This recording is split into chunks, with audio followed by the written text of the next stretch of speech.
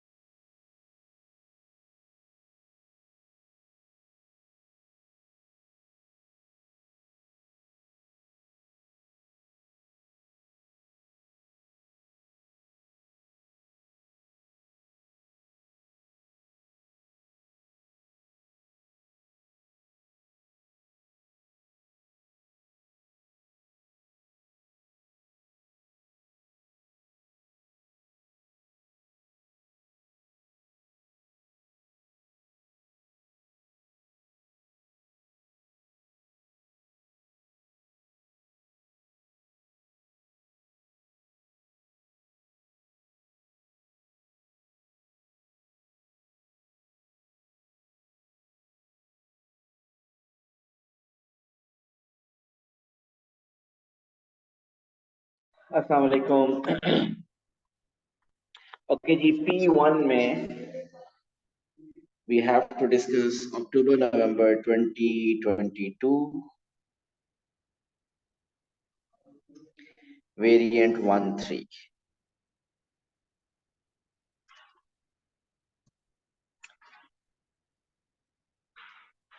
So this is a paper जो कि हमने डिस्कस करना है।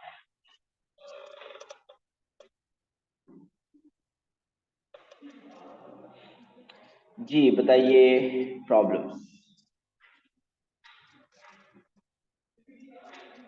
To start with, sir, question number 6. Okay जी, क्वेश्चन 6 कह रहे हैं ताहा। क्वेश्चन 6 से पहले है कोई क्वेश्चन जो आपसे ना हुआ हो? नो। चलिए देखते हैं क्वेश्चन 6 क्या है।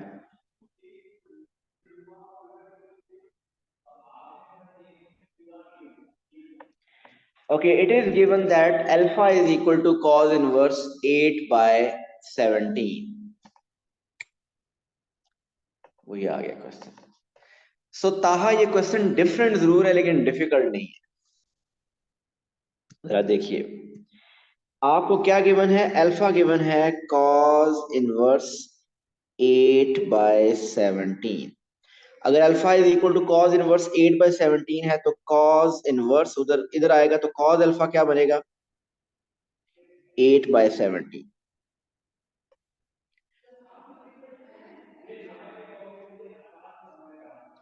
cos अल्फा आपके पास क्या आ गया? 8 by 17। आपको फाइंड क्या करना है? 1 over sine alpha plus 1 over tan alpha. तो अगर cos अल्फा ये है तो साइन अल्फा क्या होगा, टेन अल्फा क्या होगा, बता सकते हैं ना हम? तो आपको अगर trigonometric ratio sine cos tan में से कोई एक पता हो तो दूसरा फाइंड करने के लिए आप एक तो वो ट्राइंगल वाला मेथड यूज कर लेते हैं। सो आप इसमें वो ट्राइंगल वाला मेथड भी यूज कर सकते हैं। मीन एक ट्राइंगल बनाएं, उसमें लेबल करें कि cos अल्फा 8/17 का मतलब है कि बेस ओवर हाइपोटेनस। तो उस तरीके से भी कर सकते हैं। समझ आ रही है ना ये बात? सो आप इसको वैसे तो डायरेक्ट भी किया जा सकता है। एक मेथड ट्राइंगल वाला है और दूसरा भी एक मेथड ट्राइंगल वाला थोड़ी देर पहले जो आपने पूछा था वो मैंने बताया। अभी इसको एक और तरीके से भी साइन अल्फा फाइंड कर सकते हैं। आपको पता है ना साइन स्क्वायर अल्फा इक्वल होता है 1 माइनस कॉस स्क्वायर अल्फा के। सो इसका मतलब साइन अल्फा होगा under root 1 minus cos square alpha. Under root 1 minus cos square alpha is 8/17 square. So यहां से साइन अल्फा आप बताइए क्या आ रहा है? कैलकुलेशन करें 15/17। ये साइन अल्फा आ गया। Then what is tan alpha? So tan alpha होता है sine over cos 15/17 divide by 8/17। So tan alpha क्या बनेगा? 15/8। ऐसे ही है 15/17 डिवाइडेड बाई 8/17 तो 15/8 आ जाएगा। सो आपको फाइंड करनी है value 1/sin alpha plus 1/tan alpha की। Now what is 1/sin alpha? अगर sin अल्फा 15/17 है तो 1/sin अल्फा क्या होगा? 17/15। 1/tan अल्फा क्या होगा? 8/15। So 17 plus 8 25/15 mean 5/3। So this is the answer.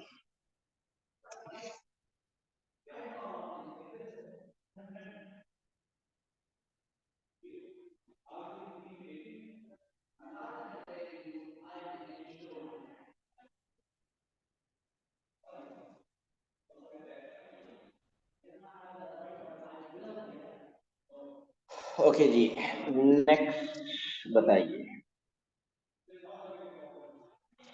7A। यार ये डोर क्लोज कर।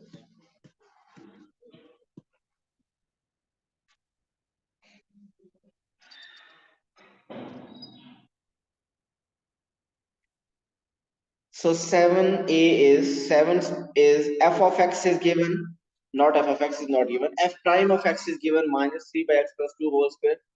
The tangent at the point on the curve where x is equal to a has gradient -16/17. Find the possible values of a. Marks 4 marks. So इसमें तो देखिए f prime x is -3 over x plus 2 whole power 4।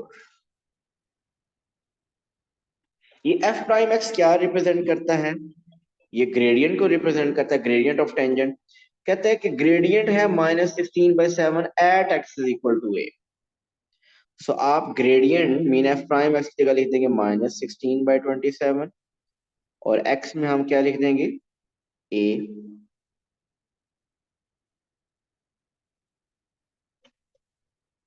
a plus 2 whole power 4। Find the possible values of a। सो अगर हम हो गया, आगे हो जाएगा। अच्छा जी, बाकी बताइए, किसी और कोई और चाहता है कि मैं इसको कंप्लीट करूं?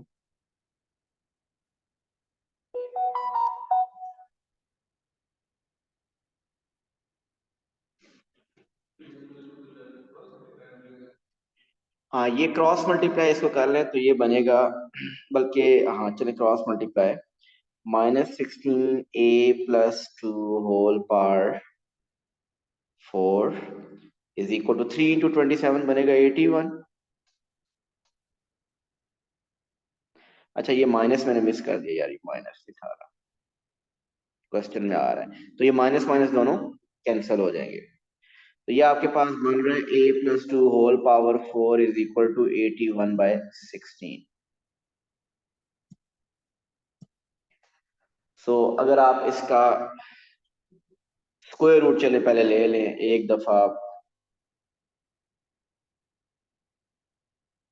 तो आपके पास a plus two whole square क्या बनेगा, 4 बाय नहीं 9 बाय 4। अब देखा जाए तो ये 9/4 जो आता है ये ±9/4 आता है, लेकिन फिर स्क्वायर रूट लेना है तो वो नेगेटिव वाले का स्क्वायर रूट नहीं होगा, सिर्फ पॉजिटिव वाले के लोगे तो सिर्फ पॉजिटिव में लिखा है। तो अब आप इसका स्क्वायर रूट लेंगे तो अब आपके पास a प्लस रूट आ जाएगा ±3/2। तो एक केस में 3/2 -2 इज -1/2 आएगा, और दूसरा आंसर -1.5 -2 -3.5 मतलब -7/2। So these are the two answers.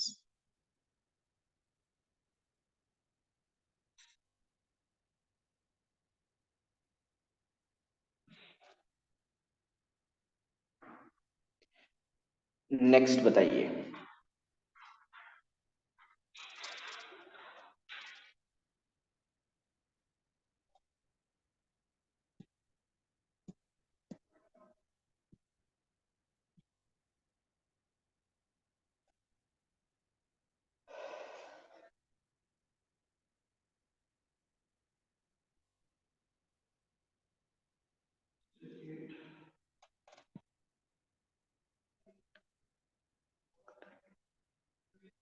ताहा, इस वीकेंड पे कितने पेपर अटेम्प्ट किए हैं आपने?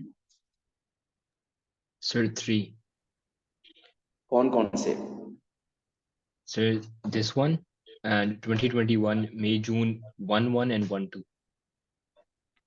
ओके ठीक हो गया, जो पेपर में दूं उसको पहले कंप्लीट किया करें। और डेफिनेटली ये बात बिल्कुल ठीक है कि आपको एडिशनली भी करनी चाहिए। अच्छा जी, ये क्वेश्चन नंबर 8 कह रहे हैं मिस्टर इजलाल।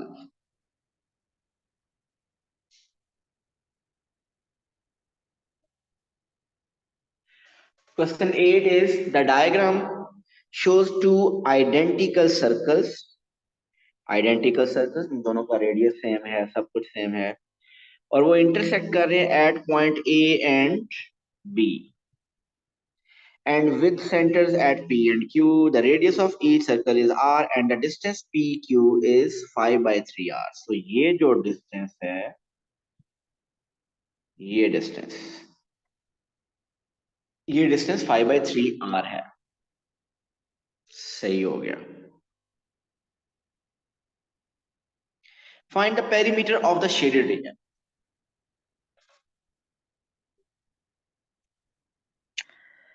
देखिए, पेरीमीटर ऑफ शेडेड रीजन करना है अगर, तो ये जो सेक्टर बन रहा है, ये जो सेक्टर बन रहा है, ये वाला, इस सेक्टर की आर्क लेंथ करनी है मुझे फाइंड, और देखा जाए तो उसी आर्क लेंथ को डबल कर लूंगा तो मेरे पास पेरीमीटर आ जाएगा। अब आर्क लेंथ फाइंड करने के लिए रेडियस चाहिए और एंगल चाहिए। रेडियस तो हमें फाइंड नहीं करना क्योंकि इन टर्म्स ऑफ आर देना है, लेकिन एंगल तो फाइंड करना है, क्योंकि अब ये एंगल, हमारा सारा टास्क क्या है कि ये एंगल फाइंड करना है, और अगर ये एंगल फाइंड हो जाता है तो क्वेश्चन हो जाएगा। ठीक, अब ये एंगल कैसे फाइंड करें?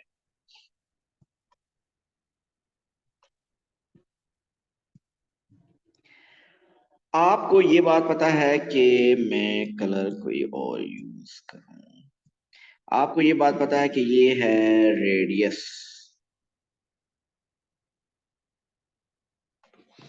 आपको ये भी बात पता है कि पी क्यू का हाफ तकरीबन यहां तक होगा, ये हाफ है उसका, ये पी क्यू का हाफ है, और ऊपर से परपेंडिकुलर ड्रॉ करें तो ये क्या बनेगी, एक ये राइट एंगल ट्राइंगल। ये पॉइंट, इसको मैं ले, इस पॉइंट को मैं कहता हूं एस। आप मुझे बता सकते हैं पी से एस तक कितनी लेंथ है? 5/3R को हम हाफ कर लें, डिवाइडेड बाय 2, चलो ऐसे कर ले, डिवाइडेड बाय 2, तो वो क्या बन जाता है 5/3R इंटू 1/2, मतलब 5/6R।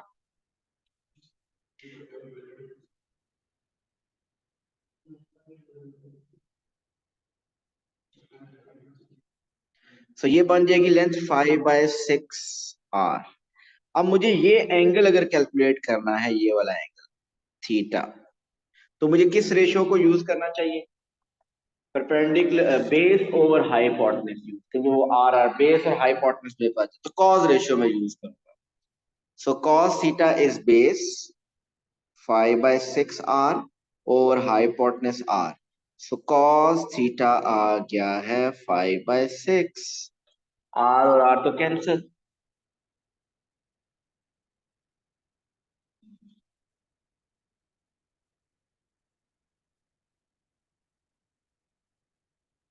ठीक हो गया। इसका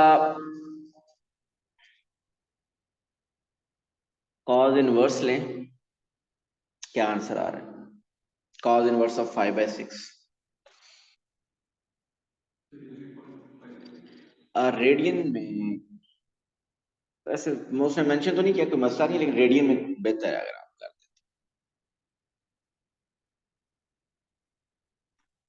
दें। रेडियन में थीटा क्या आ रहा है?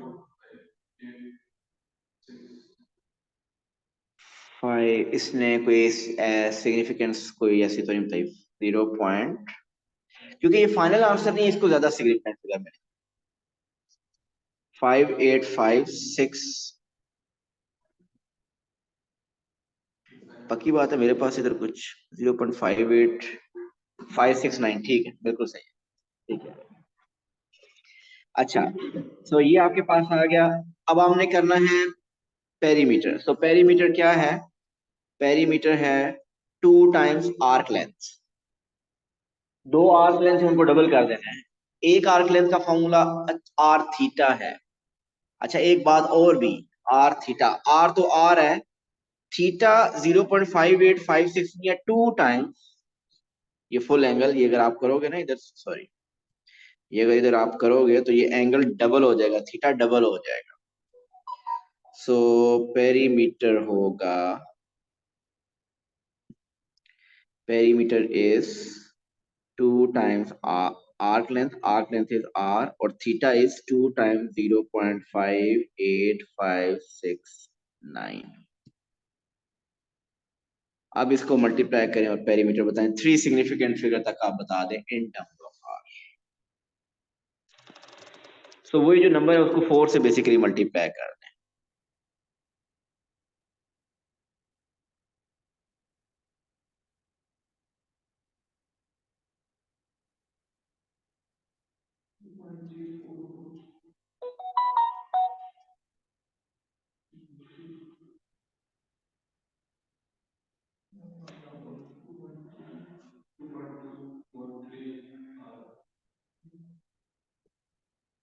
To point three four R, 2.34 are.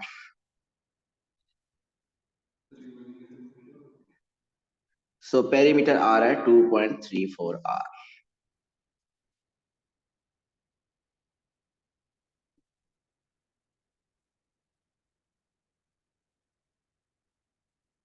ठीक हो गया। इसका बी पार्ट भी करूं? ओके, नेक्स्ट बताइए।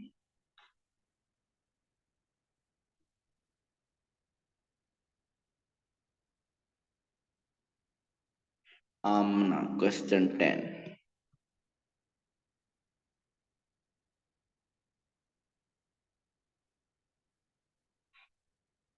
जी, कोई क्वेश्चन 10 का कोई स्पेसिफिक पार्ट है या कंप्लीट कर दें, या ये पार्ट वो भी मेंशन कर दें? Complete. The diagram shows the circle x square plus y square is equal to 2। So अगर x square plus y square is equal to circle है, तो इसका मतलब इसका सेंटर 0 0 है और radius under root 20, under root 2 है। स्ट्रेट लाइन है, y is equal to 2x minus 1, intersecting at the point A and B. The point D on the x-axis is such that AD is perpendicular to x-axis. I think part A जिसमें क्या है, coordinate सिर्फ A find करना है, इसमें solve तो नहीं होना चाहिए।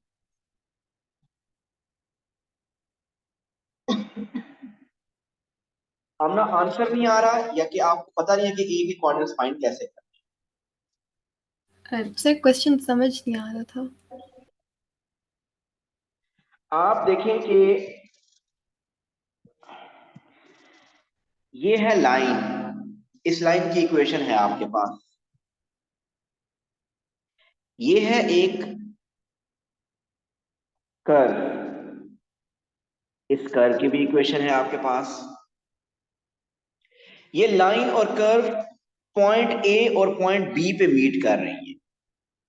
अगर आपको कहता है कि पॉइंट ए और बी के कोऑर्डिनेट्स फाइंड करें, तो आप इस लाइन की इक्वेशन और कर्व की इक्वेशन को साइमल्टेनियसली सॉल्व कर देंगे।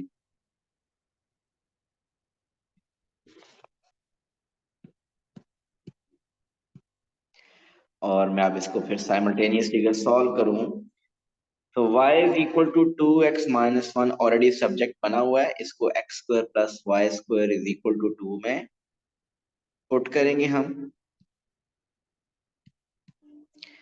So x square plus y mean 2x minus 1 square is equal to 2a square 4x square minus 4x plus 1 is equal to 2, 5x square minus 4x minus 1 is equal to 0।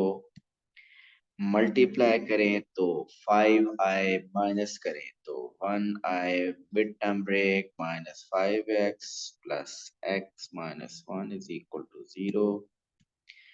Common from first to x minus 1 plus 1 x minus 1, so x minus 1 5x plus 1 is equal to 0।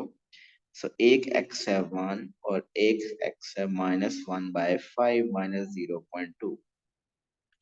एक x coordinate है a का और एक x coordinate है b का। आप बताइए a का x कोऑर्डिनेट कौन सा है? 1। सो a का x कोऑर्डिनेट आ गया 1, और यही 1 आप किसी एक इक्वेशन में पुट करें तो y कोऑर्डिनेट आ जाएगा। सो 2 माइनस 1 वो भी क्या आ रहा है 1, सो y कोऑर्डिनेट भी आ रहा है 1। सो a के कोऑर्डिनेट्स हैं 1 1।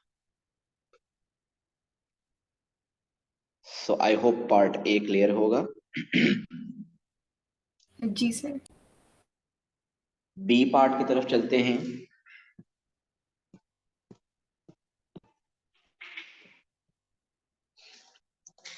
Find the volume of revolution. कौन सा टॉपिक आ गया? Integration. Find the volume of revolution when the shaded region is rotated 360 degree about the x-axis। Give your answer in the form pi by a b under root c minus b, where a, b and c are integers, when shaded region is rotated through 360 degree about x-axis। So shaded region, so shaded region के लिए आपको basically अगर आपको shaded area find करने के लिए कहा जाए, तो आप क्या करेंगे? इस कर्व को इंटीग्रेट करेंगे। इस कर्व को इंटीग्रेट करेंगे इस पॉइंट से लेकर इस पॉइंट का कोऑर्डिनेट x, d का x कोऑर्डिनेट क्या है 1, अभी फाइंड किया है। a का भी x कोऑर्डिनेट 1 है, तो वो वर्टिकल लाइन है। और इस पॉइंट तक आपने इंटीग्रेट करना है। क्या आपको इस पॉइंट का x कोऑर्डिनेट पता है क्या है? पता है? थोड़ा सोचे, हमें पता है।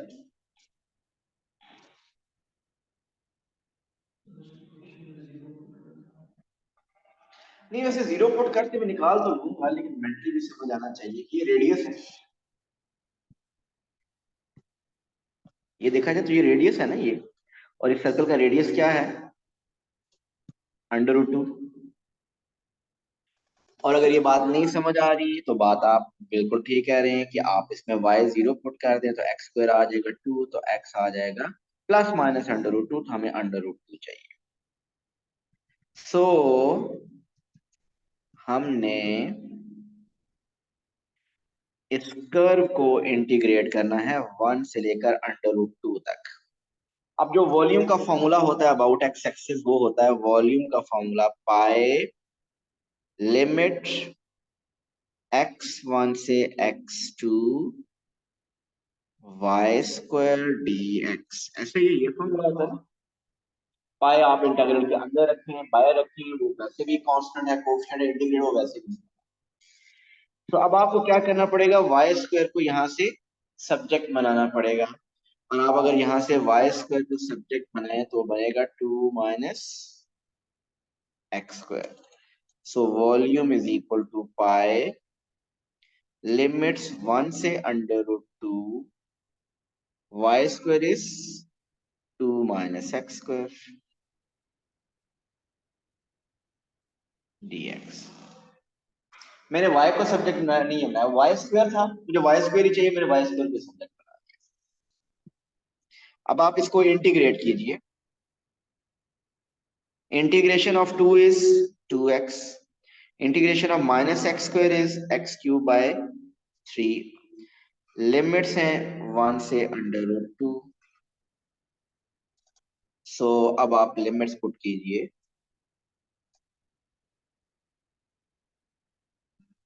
x पुट करेंगे पहले, upper limit 2 √2 minus √2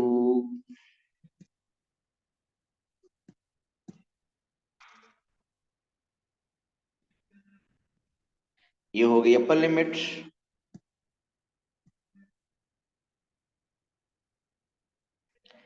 minus lower limit 1 put करेंगे तो 2 माइनस 1/3।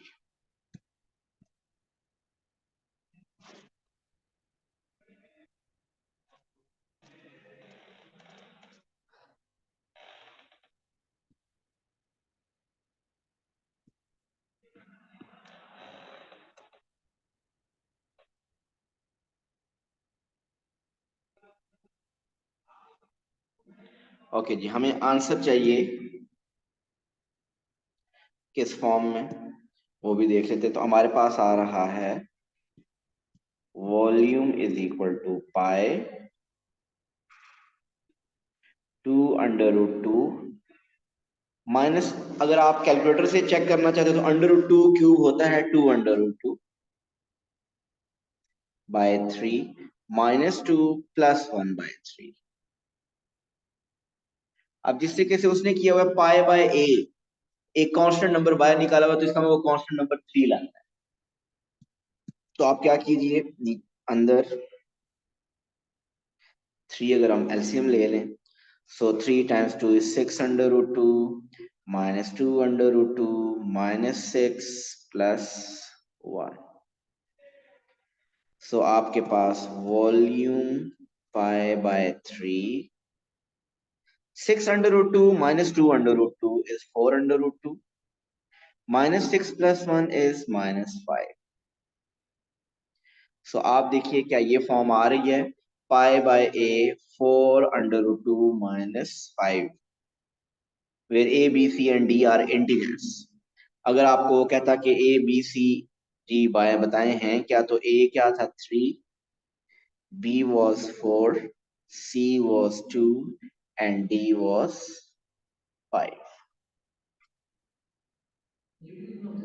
यहाँ उसने नहीं कहा ना, लेकिन मैंने कहा अगर कहीं मेंशन करना होता तो आप कर सकते थे, लेकिन यहाँ पे ये मेंशन करना जरूरी नहीं। जब वो कहता है ना कि where A B C and D are the constants to be found, तो उस वक्त जरूरी हो जाता है बताना। अदरवाइज जब वो कहता है इस फॉर्म में आंसर दें, तो जरूरी नहीं है कि फिर आप वो कांस्टेंट एंड पे मेंशन करें।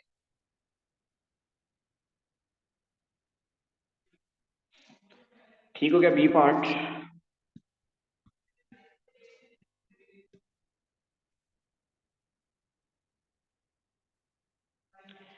Find an exact expression for the perimeter of the shaded region.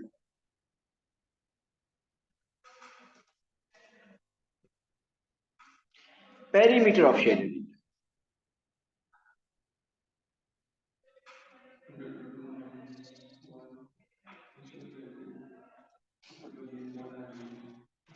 अब मसला ये है कि ये लेंथ आपको पता है, अगर आप देखें तो ये लेंथ पता है ना हमें, ये कितनी है, ये लेंथ ये 1 है। आपको ये लेंथ भी पता है, ये कितनी है, √2 -1, एग्जैक्ट की बात कर रहे हैं ना। तो जिससे अगर यहाँ 1 हो, अगर यहाँ 2.1 हो तो 2.1 -1 1.1 बन जाएगा, लेकिन ये 2.1 नहीं, ये तो √2 है। तो ये लेंथ कितनी बन गई, ये लेंथ आ गई √2 -1। अभी जो तीसरी लेंथ है शेड्यूल रीजन, ये कहां से आएगी? ये तो आर्क लेंथ है। और आर्क लेंथ कैसे फाइंड की जाती है?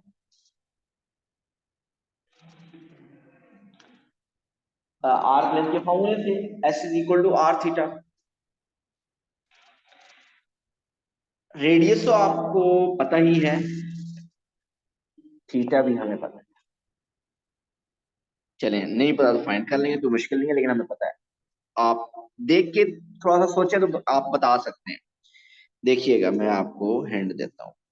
ओ से ए को ज्वाइन करें, ओ से इस तक भी ज्वाइन करें। आपको पता है ये मिडिल में एंगल कितना बन रहा है?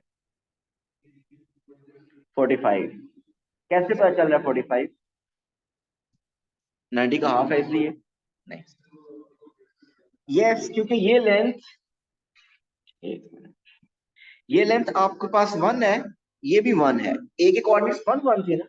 जब ए के कोऑर्डिनेट्स 1 1 थे, तो इसका मतलब ये दोनों लेंथ 1 और 1 है। इसका मतलब ये राइट एंगल ट्राइंगल तो पहले से ही है, उसके बाद आइसोसेलेस भी है। तो ये आइसोसेलेस, ये एंगल कितना बना? 45। और ये भी कितना बना? 45। और 45 अगर रेडियन में बात करें तो कितना होता है? Pi by 4।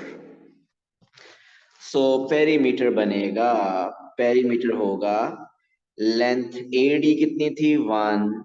फिर ये वाली लेंथ कितनी थी? √2 - 1, ठीक, प्लस आर्क लेंथ क्या हुई? R theta. What's R? What's radius? Radius is √2, and what is theta? Pi by 4। So 1 - 1 cancel, तो पेरीमीटर आपके पास आ गया √2 प्लस √2/4 पाई। हो सकता है अगर आप कैलकुलेटर में चेक करें तो √2/4 ही हो, लेकिन अगर आप सिंप्लीफाई करना चाहें तो ये आंसर शायद आपका ये भी आए, पाई/2 √2। ये भी करेक्ट होगा। ये ऊपर वाला भी करेक्ट है, नीचे वाला भी करेक्ट है।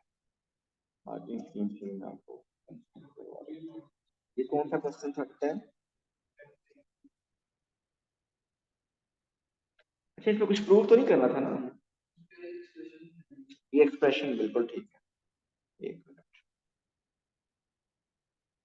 √2 प्लस पाई √2/4, जी बिल्कुल सही है। ये अगर किसी आपने लिख दिया यहाँ तक तो ये भी ठीक है, और अगर आपने ये लिखा है तो ये भी ठीक है। So that's the perimeter. जी आमना, ये क्लियर है? जी सर।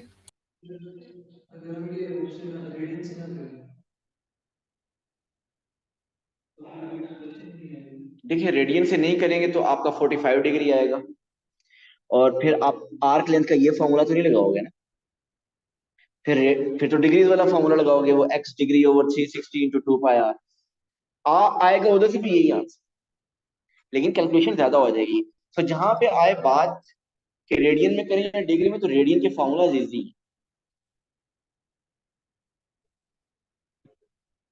जी नेक्स्ट बताइए।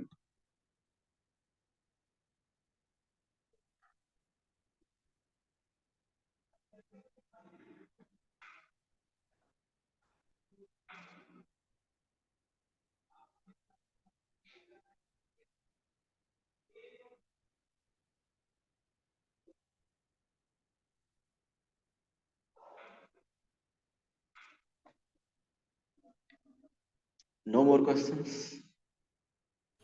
सर, वो जो मैंने तो आपको प्राइवेटली भेजा था, आप वो करा सकते हैं क्या? वो P1 है, जी सर। वो इसी पेपर का है, किसी और का है? नहीं सर, किसी और का है। मतलब आपकी रिकॉर्डिंग सुनी थी तो उसके अंदर ये क्वेश्चन आया था। मैं चेक करता हूँ, एक मिनट, किधर है आमीना?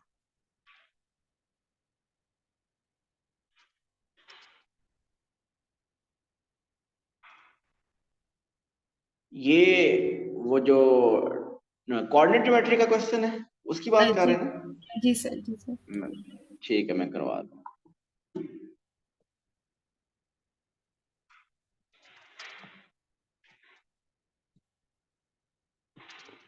ये वाला, जी सर।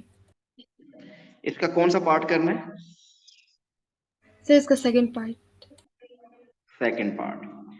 देखें, एक्स कोऑर्डिनेट ऑफ डी आपने सेकंड पार्ट में कहा हुआ है कि वो h है,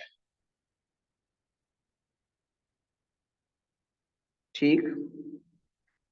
और y कोऑर्डिनेट ऑलरेडी आपने प्रूव किया हुआ है ऑफ डी 6 है।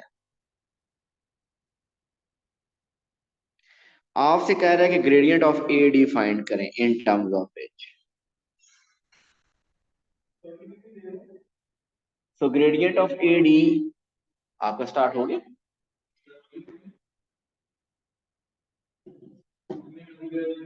Gradient of AD is, gradient of any line is y2 minus y1 over x2 minus x1.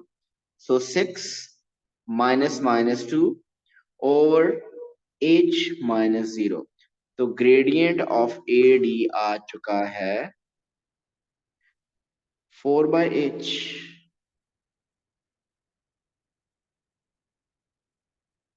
6 minus 2 मैंने मिस्टेक की है। आपका 6 +2 नहीं होगा? minus 2 प्लस 2 हो जाएगा, तो ये 8 बाय, ये बनती है 8/h। ये आ गया ग्रेडियंट ऑफ AD। अब आप इसी तरह करेंगे ग्रेडियंट ऑफ CD, और वो क्या है 14 minus 6 over 12 minus h.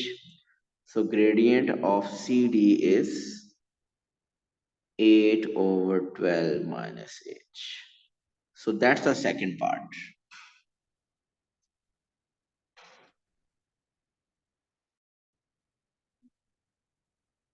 और फिर से हम इसको इक्वेट कर देंगे इक्वल्स टू -1 करके। बिल्कुल, अब आप कर दोगे gradient of AD times gradient of CD is equal to -1, और वहां से h आ जाएगा। h की 2 वैल्यूज होंगी, वो बेसिकली एक वैल्यू एक x कोऑर्डिनेट ऑफ D होगा और दूसरा x कोऑर्डिनेट ऑफ B होगा। Okay, thank you sir. Okay जी, कल के लिए आपका जो पेपर होगा, हम अब आ गए 2023 पे, 2022 कंप्लीट हो गए। सो मई जून 2023 9709 वेरिएंट 1 ये आप कल अटेम्प्ट करके आएंगे और इसके हम प्रॉब्लम डिस्कस करेंगे। Thank you so much. Allah Hafiz.